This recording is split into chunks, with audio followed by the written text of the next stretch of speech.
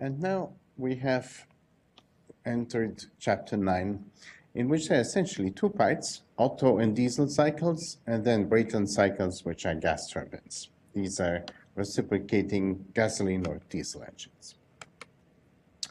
So the next lecture is lecture 22, which is the first part of this chapter 9, Introduction to Internal Combustion Engines, and in more details, the Otto cycle. So I will give you an introduction, which is a little bit different from what's in the book, but it's in the book as well, engine operations and terminology, and then we will give you a thermodynamic analysis of the Otto cycle, basic Otto cycle. So internal combustion engines are heat engines, converting chemical energy from the fuel into mechanical work as a result of a combustion process.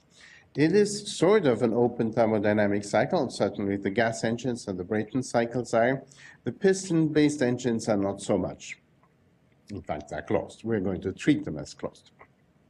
So reciprocating IC engines, where the processes occur within a reciprocating piston cylinder arrangement, we will treat as closed systems. They operate on a finite volume of working fluid, and during the cycle, there are going to be chemical changes inside the process. In other words, we start with fuel and air, and then we make the air and the fuel react.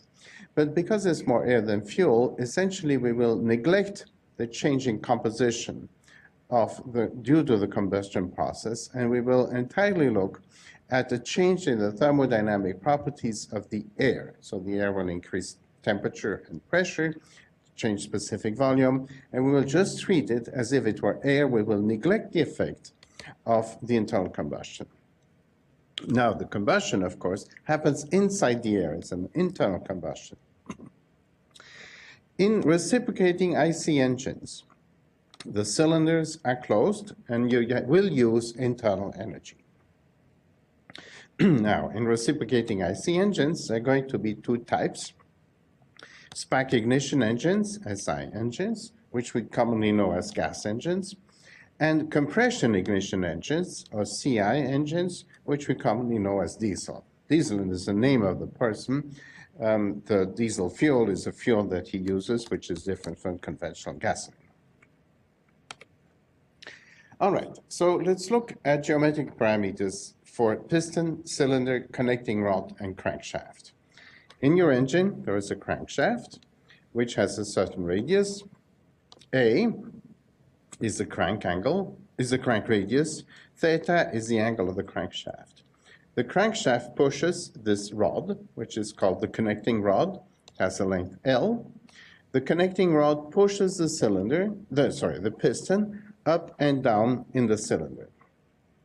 The piston will move from a bottom position called BC, bottom dead center, to a top position called TC, top dead center.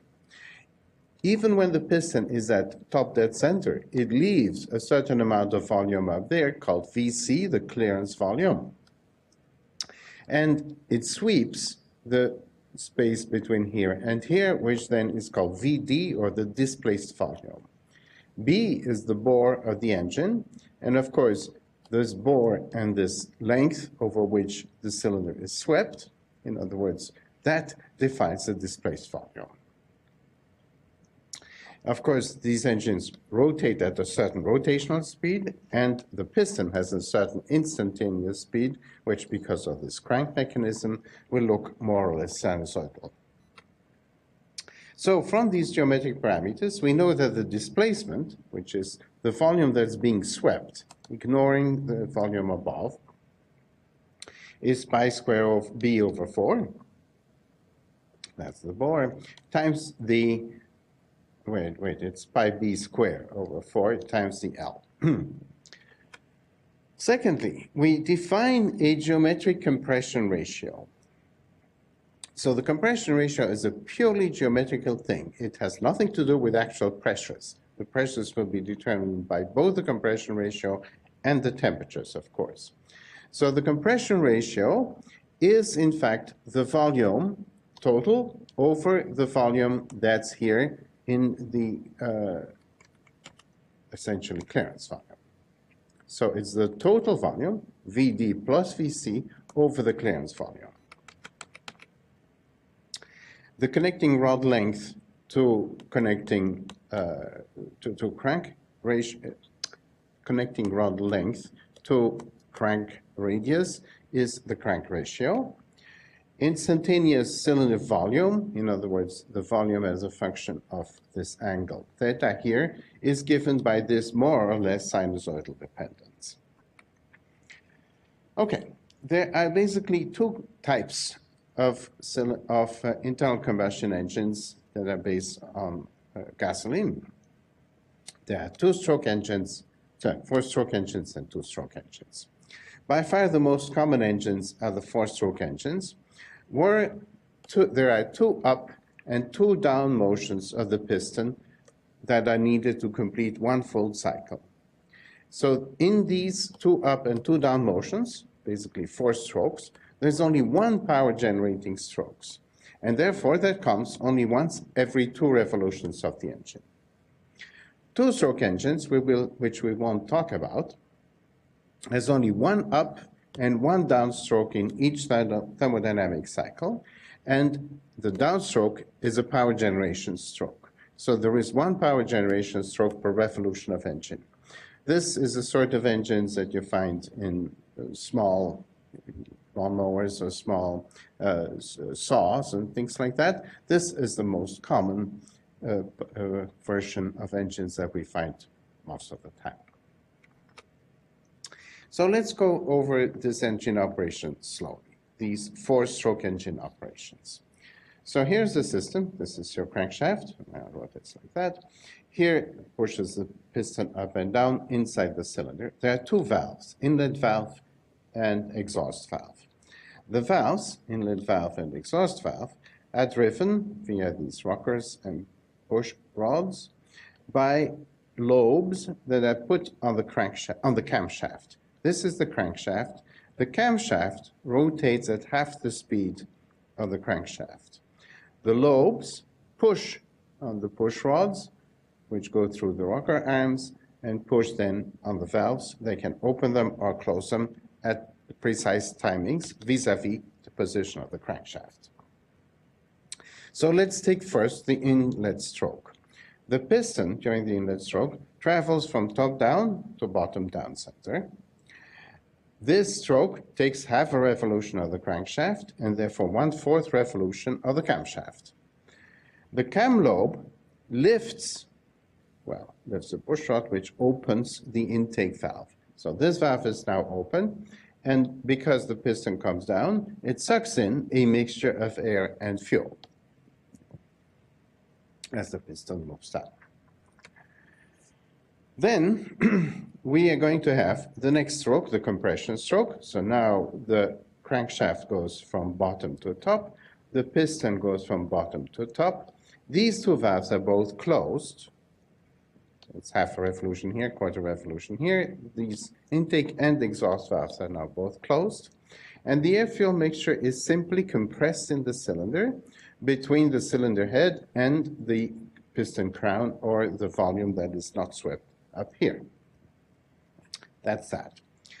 That's the compression stroke. Now, at the very end of the compression stroke, or just before the end of the compression stroke, the spark strikes. That gets us to the expansion stroke. So the spark strikes and ignites the fuel-air mixture. Both valves are kept closed. This mixture burns in the combustion chamber, so it results in a large increase in temperature and pressure in the combustion chamber. The combustion gases therefore push now on the piston and push the piston down for another half revolution from top dead center to bottom dead center. That is the power stroke. And at the end of the power stroke, we're going to go back up in the crankshaft here for another half revolution. So what now happens is the camshaft opens the exhaust valve. So this one opens, and the piston pushes up the combusted gases down the exhaust. All right. So let's take a look at this in a PV diagram. PV diagram is called an indicator diagram, typically because it can be measured directly by putting a pressure transducer in the cylinder head and by just measuring the position of the piston or the crank angle. And since we know the relation between crank angle and piston position, we can find what the volume is. So the PV diagram can be recorded directly. And it looks like this. So intake valve closed, stroke 1, which is the compression stroke. So here you have filled your cylinder with fuel and air. Compression, the spike strikes here, ignites. The pressure suddenly goes up dramatically while the cylinder is at top dead center or close to top dead center. So the volume doesn't change that much, but the pressure does. Eventually, the piston is pushed down during power stroke and the volume increases and the pressure decreases. The exhaust valve opens, the exhaust gases quickly leave the piston, the cylinder, and they get into the exhaust system. So this then gets us here.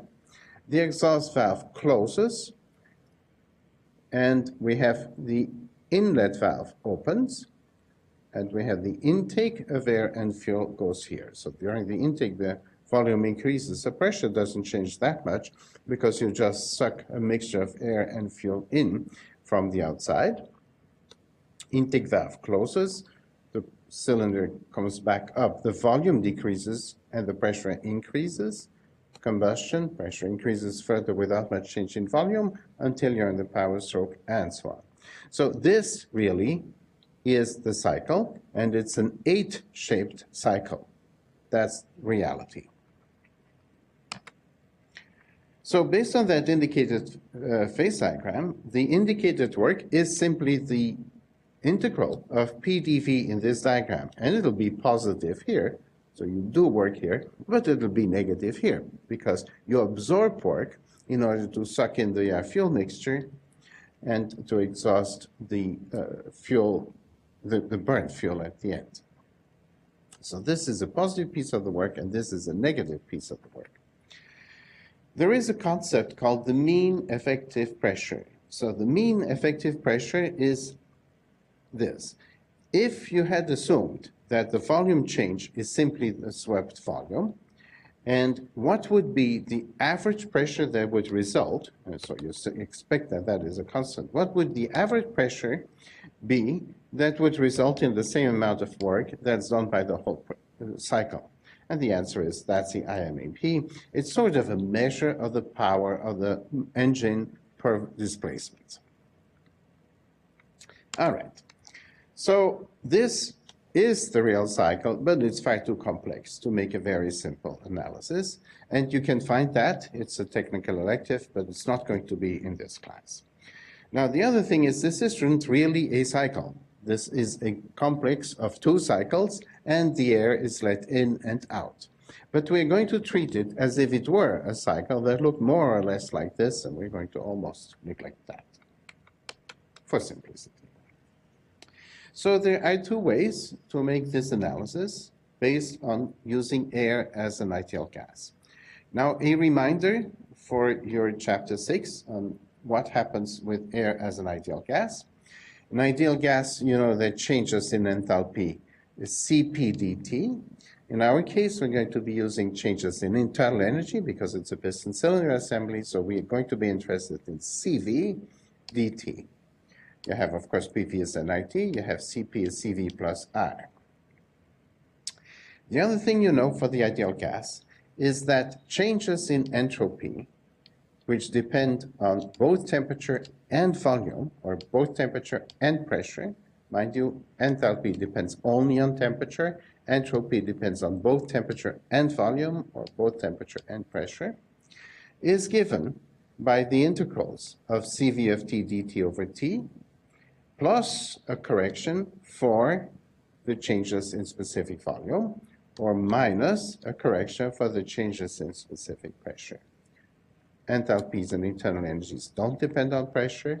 Entropy does via this equation. So we then, it's again a reminder, we define this first term, which doesn't depend on pressure, of the entropy as the standard entropy, S0 of T, and this is tabulated in table E22. So you need to use table E22 in air standard analysis. You'll get dH, du, and S naughts. Anytime you have to calculate an S, a change in entropy, you have to set that equal to the change in S naught with a correction for the pressure changes. This is per volume or this is per mole. A simplified version of this air standard analysis was the cold air standard analysis, where we assume that air is an ideal gas, but it has temperature independent Cp and Cv. So then you have changes in internal energy is Cv times changes in temperature. Cv you can put out of the equation here because Cv is temperature independent. The entropy of T and V simply becomes Cv ln T2 over T1, that is the change in your S naught, plus R ln V2 over V1, or Cp ln T2 over T1 minus R ln P2 over P1. That's a review from chapter 6, but it is worth doing. Now, how do you get Cp and Cv? Well, either we give you the ratio of Cp over Cv, in which case you can find Cv as R over K minus 1 and Cp as Kr over K minus 1, or we don't give you K. Well, air is essentially a mixture of nitrogen and oxygen, which are diatomic molecules. So even if you're given nothing at all, you can still work because you know that Cv is 5/2 R and Cp is 7/2 R. This is Cp, not Cv. So you can always work your way through at least a cold air standard analysis with Cp and Cv being 7 and 5/2 R. Okay, so now let's look at this S-shaped cycle, complicated S-shaped cycle, and make that into what we call the Otto cycle, which is a super, super simple form of the S-shaped cycle. Look, your PV looks something like 1 to 2 to 3 to 4. Whereas, of course, you know that the real PV looks like, well, this is 1, 2, 3, 4, I don't know. But it kind of looks like this, except we assume that that red potato, it looks like this. Very, very coarse approximation, but we'll use it. So the idea now is that between 1 and 2, when you have the compression stage, that compression is an isentropic compression. So if I go in a TS diagram, going from 1 to 2 is an isentrope. It's a constant entropy. Then we assume that going from 2 to 3 is a constant volume heat transfer with the piston at top dead center. So this mimics the explosion. The explosion of air fuel just contributes a certain amount of Q in to the hot side, which drives up the pressure. But since the piston, by hypothesis, at top dead center doesn't move, this is an isochoric transformation, a constant volume transformation. Now, an isochoric transformation 2 to 3 in a TS diagram looks like this shaped curve here. 3 to 4 is a power stroke. So we are going to assume now that during the power stroke, you just have this very hot gas at high pressure, and you let it push on the piston, essentially making an isentropic expansion from 3 to 4. So from 3 to 4 in a TS diagram, it's a vertical transition because you have a constant S. And then at 4, you have the exhaust stroke. So 4 to 1 is now when the valve opens and the air is pushed out. This is a constant volume process because the cylinder is at top dead center. The heat is rejected from the air with a piston at the bottom dead center. So it's as if we had just let out the heat from the hot gas, going then from 4 to 1. 4 to 1 at constant volume, which is the supposedly to be the volume with the piston at bottom dead center. Very, very schematic, but it makes it possible to write some simple equations that we can use to solve problems with internal combustion engines. All right, so if we now look at the entropy and the internal energy changes, so cycle 1 to 2 is this isentropic compression of air. So that corresponds to work that we put into the piston.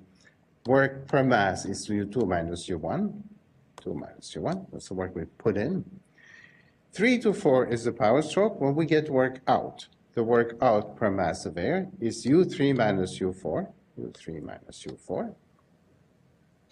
The heat in stage is the stage where the combustion process puts in Q23, which is U2 minus U3, U3 minus U2, U3 minus U2. And this is where we let the heat out through the exhaust pipe. Q41 is the heat that we lose per mass, that is U4 minus U1, U4 minus U1. So this looks very strangely like the vapor compression cycles that we had before, but now with internal energies instead of enthalpies and with air instead of water vapor. So of course, the net work of the cycle is the power stroke minus the work you have had to pay to compress. So this is 3, 4 minus 1, 2 divided by mass, which, because this is a cycle, is equal to the heat in minus the heat out divided by mass. And the thermal efficiency of the cycle, of course, is the net work, W34 minus W12, but divided by the heat in. The heat out doesn't cost you. The heat in is what cost you fuel, because you had to burn the fuel to get the heat in. So you can work this one out from the U values, U4 minus U1 over U2 minus U3. The other thing in a TS diagram that you see directly is that Q23 is from B to 2 to 3 to A. So Q23 is this, the area that I circumscribe here with my pen. Q41 is 4 to A to B to 1. Actually, it goes the other way. 4 to 1 to B to A. So the difference between the two is the network. So that means that the network is, again, this area here. Area 1 to 2 to 3 to 4. And in fact, in the PV diagram, it's the same area, though I can't draw the heats in the PV diagram. Okay, so what are the processes, the steps that you have to go through when you solve a problem that has to do with an Otto cycle? All right, well, you start from state 1, which is known because you know your swept volume, displaced volume, and you know your compression ratio of your engine. So you know V1, you know the temperature, and your pressure, atmospheric pressure, of course, and temperature, whatever the inlet temperature is. So you have enough that you can characterize your state 1 completely. Its specific volume, its internal energy, and its entropy. Now, because your specific volume and you have the volume, you can also know how much mass you have in each, how much mass of air you have every time you load your cylinder. Okay, 1 to 2 is an isentropic transformation. Well, first of all, you know your compression ratio, you know V1, so you know V2, and you know that it's an isentropic transformation from which you can then derive all the properties of state 2, because you have V2 and S2, you have U2, P2, and T2. State 3. Well, somebody must have given you either the amount of heat you get out of burning the fuel, Q23, or the temperature, the maximum temperature that you will have reached at state 3. From these, and from the fact that you know the volume, you can derive U3 and P3. Volume of 3 is, of course, the same as the volume of 2. Volume of 3 is the same as 2, so you have entropy, internal energy, and pressure of state 3. Now, for 3 to 4 is, again, an isentropic transformation by hypothesis. So you know the entropy in point number 4. You know the volume of 4. It's the same as the volume of 1. So you have two states that you know for state 4. So you know your internal energy, temperature, and pressure at state 4. That's how you solve the problem. Once you have all your internal energies, 1, 2, 3, 4, you can derive your efficiency. If you know your mass, you can derive the work of the cycle. Or if you know the work of the cycle, you can derive the mass and the mean effective pressure, which is just the volume, the work divided by the volume. Okay, that is air standard. These you have to look up in your table A22. What if you're going to use a cold standard air analysis? Well, here's what you know. You know that you have this isentropic transformation here. So state one, you derive the same way as the other, but the isentropic state transformation you get from here. So now you also know that your change in internal energy is your CV T2 minus T1. Because you know that S2 is S1, you know that S of T2 V2 is S of T1 V1 is 0. Well, from the equations we had for specific heat, that means that CV ln T2 over T1 must equal to minus R ln V2 over V1. Furthermore, we know K, so we know CV as R over K minus 1. So you can plug that in here. You obtain this K minus 1 on the denominator, and you solve this 0 equality for T2 over T1 as function of V2 over V1, or, if you wish, capital V2 over V1, because they're proportional, the mass is constant. And you get this equation, T2 over T1, V1 over V2, K2 minus 1. Now, what you also know is that your compression ratio is V1 over V2, so you can plug that in here, and you have T2 over T1 is compression ratio to power K minus 1. So that's how you treat the isentropic transformation during compression stage. The isentropic transformation during the power stroke, S4 is S3, write exactly the same equations, solve for 0 here, use this, plug that in there, plug that in there, and you have that T3 over 3, 4 is the compression ratio K minus 1. Same process as here. So you know everything. Let's continue with this called air standard analysis and look at the efficiency. It's W cycle over Q13. So it's U4 minus Z1, U3 minus U2. You do this as CV, T4 minus T1 over T3 minus T2. These you can scratch. Now take T1 out, here. Take T2 out here. And because this equals to that, and I will let you demonstrate that for yourself, you can do it from just these two, of course. You have that the compression ratio is 1 minus T1 over T2. Well, that is a compression ratio to I to the power K minus 1. So your efficiency in this very, very simplified cold air standard analysis is simply a function of compression ratio. Efficiency as function of compression ratio varies like that. Now, that is really, really wrong numerically, but what is correct is the trend. Increasing the compression ratio is always favorable. A high compression ratio engine has a better efficiency, has better power, does better on everything, except, of course, that it also increases the gas temperature at top dead center. Increased compression ratio means that you have a higher gas at top dead center, and if your gas temperature is high enough, the gas fuel mixture will ignite by itself, spontaneously ignite. So that's called autoignition, and that's called knock.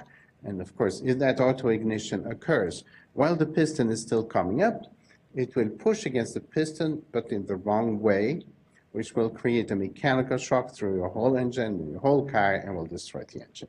So this is actually the problem that we're faced with increasing the compression ratio. Otherwise, we could have fantastic efficiencies in gas engines, but we can't really because of this.